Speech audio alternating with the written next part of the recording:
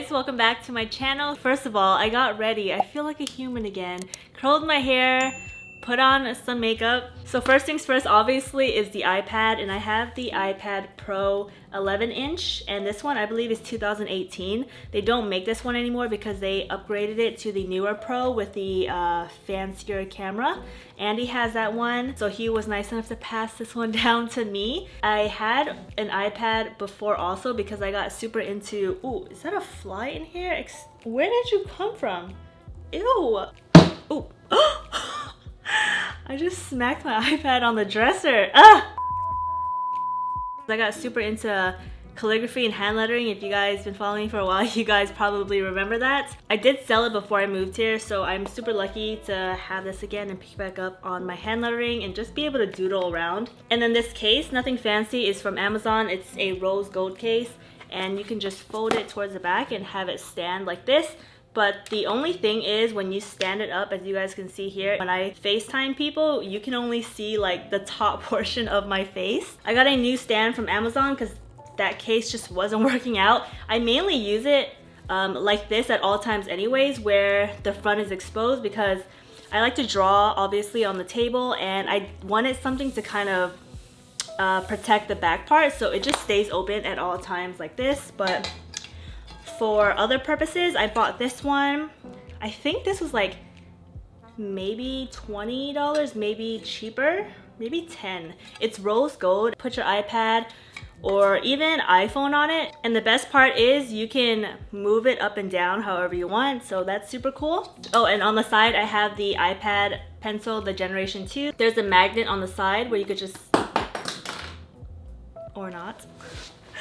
Okay, maybe it doesn't work if I just throw it on there, but put it on there and it holds together by a magnet, and it also charges this way, which is super convenient. So now moving on to what's actually on my iPad. So starting from the lock screen, I just have this simple drawing that I did on Procreate. I wanted to keep everything kind of neutral and match my case.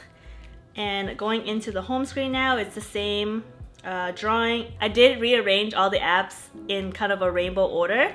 So starting from the top left is the Teza app, and I use this app a lot on my phone. I use this app to edit all of my drink videos that you see on my Instagram. Super simple. I do edit some of my Instagram stories on here also if I'm not using like an Instagram filter. And another thing, I've been following Teza for so long, so I'm super happy to see all her success. A lot of people use this app and it's the best. Like, I would highly recommend it. But I'm just gonna show you a quick picture because so you do have to pay a monthly fee or a yearly fee if you guys want like the premium filters. I think anything past vintage 3 you have to pay for, but it is super worth it. I like to use Yum. That one is my favorite. As you guys can see here, you have to pay for that. I didn't restore it on my iPad yet, but you can adjust the filters and then everything else as you would like with Lightroom. And then another thing, you can add dust to it. And a cool thing is she put subtitles on here and then vintage frames, which is super cool. Now moving on to the next app is Pinterest, and this one I come to a lot for inspiration on like my doodles. I come here to get an idea of like how to draw certain things. I don't copy it to a T. I just look at it and help myself learn like the highlights and shadows of different images. So as you can see right here, like the house plants, I did my variation of this, but I just kind of used some of these as inspiration. Recently, I've been coming here for like inspiration for bridal hair and bridesmaids dresses, just to see like how certain colors would look on certain bridesmaids. And yeah, it's mainly just for inspiration. And then YouTube Studio is just like the analytics of my YouTube videos. That's self-explanatory. And File Explorer is what I use when I'm buying like fonts or buying things on the Creative Market. And Creative Market is basically a website where artists can publish certain fonts or graphics or anything, and then you download it, and it just helps me extract all the zip files. Another app that I really love and I use all the time on my phone is Over. And it has like a ton of graphics that you can use. You can put together media kits. There's everything that you can think of, from videos to Instagram stories to Facebook posts. And they offer so many graphics. I think you might have to pay a subscription for the pro features, but I feel like for the free ones, you still get a decent amount of graphics and templates. For me, I mainly use it for my YouTube thumbnails. Like for this one right here, I just put quarantine vlog, and I was just playing around with different fonts. This one is called Northwell.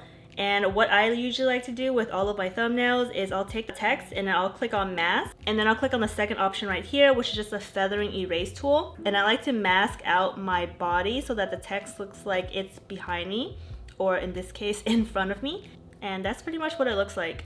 Next one is notes, nothing fancy. I have Andy's skincare routine from The Ordinary because he started trying out their products. I've heard a ton of good reviews on it, so I bought him a bunch of things. And I actually found a website for a specific breakdown because I know there's certain products that you cannot mix on certain days. So I have it all laid out right here, and I actually printed it out on a sheet, if you guys saw my last vlog, for him so he can kind of get an idea of what he can and cannot use. And that is it. And then files, App Store, Dropbox, it's just where I keep all of my photos and all of my fonts that I download. And then Photoshop, I downloaded this because I was just trying to see if there was an easier way to outline all of my sketches instead of manually doing it, but turns out I cannot. So I don't really use Photoshop. I just never deleted it because it flowed so nicely with all of the other apps. And then the Sonos app is just the sound system that Andy and I have in our apartment. We have a ton of speakers around the house, so that just controls that. And then clock, calendar, photos, nothing fancy. Settings, nothing fancy. And then for entertainment, I have Hulu, Netflix, Disney Plus, and YouTube. For Hulu, we've been watching, so funny, I don't know why we started watching this again, but we started watching Fear Factor again. Before that, we were watching Dave, and it's just a show on Lil Dicky's life, and it's super funny. For Netflix, we watch a ton of movies on there. I'm not even signed in right now because I'm using my friend's and I don't remember his password. Disney Plus, I love Disney movies so much. I love the new Aladdin live action. I can watch that movie on repeat. I love Moana, that's also my repeat movie. And Beauty and the Beast live action, that's like my all-time favorite Disney movie. That's my repeat movie, but unfortunately it's not on Disney Plus for some reason, and it will not be on here until October, which is kind of lame. I keep all the other miscellaneous apps in here that I don't use. So on the bottom here, I just have Safari, Mail, Messages, and then Spotify. I'm gonna show you guys real quick what I've been listening to lately because so good. These are my repeat albums right now. First is the Kehlani album, and also we're birthday twins and we're both from Oakland. Her album is so good. I've always loved her music. And then I've been listening to Justin Bieber's album, and I started listening to this a lot recently again because I was supposed to go to his concert last Friday in San Jose, and I'm super sad that it got postponed or canceled or whatever the case may be. And then also Kiana Ledé's album. I've always loved her music, and she just came out with an album recently. Pretty good, I like it.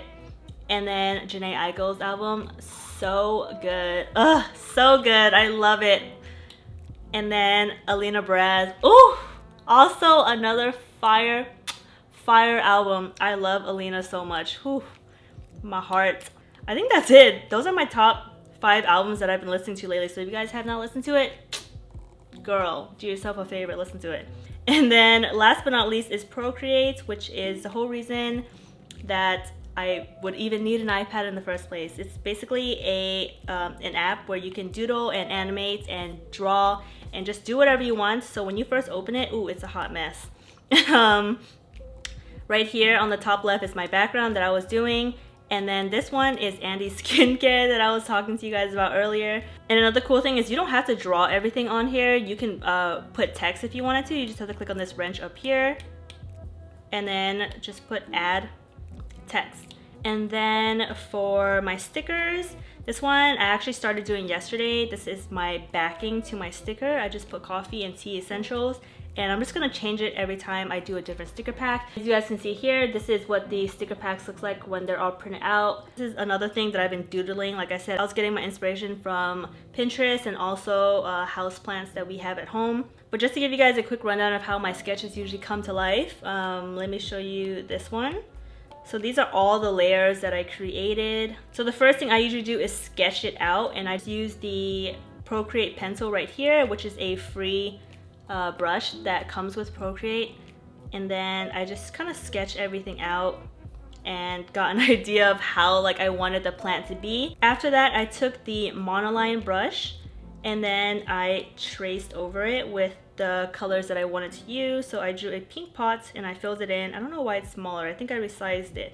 And then I filled in everything else, and as you guys can see here, I make everything a different layer. So an outline is one layer, and then filling it in is another layer. And then I'll do the back a darker color, and then the further back leaves an even darker color.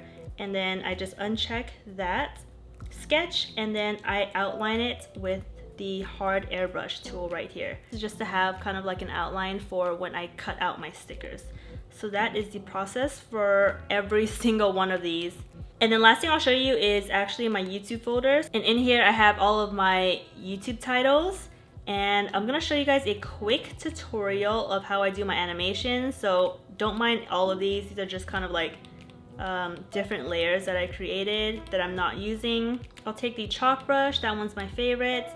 And then I'll just write out hello. Oop, I messed up. It's okay. What I'll do is I'll make a new layer and then I'll write out hello again. Doesn't matter if it's not perfect. And now that you have both layers, you could even add stars if you wanted to in each one. Just make sure that every layer has some. It can be different positions. And then from here, what you want to do is click the wrench right on the top and you click share. And then you can either put animated GIF or animated PNG, but in this case, I'm just gonna do PNG. And then you wanna click transparent background. And then I usually like to take the frames per second down just so it's not moving so fast. And that is how you create the animated titles that you put on YouTube. From here, you would just bring it on to whatever program you're editing in, and then just put that layer over your image or over your video, and that's what it looks like. But that is pretty much it for my what's on my iPad. If there's anything you guys want me to elaborate on in like a more in-depth video, then let me know down below. Thank you guys so much for watching, and I'll see you in the next video.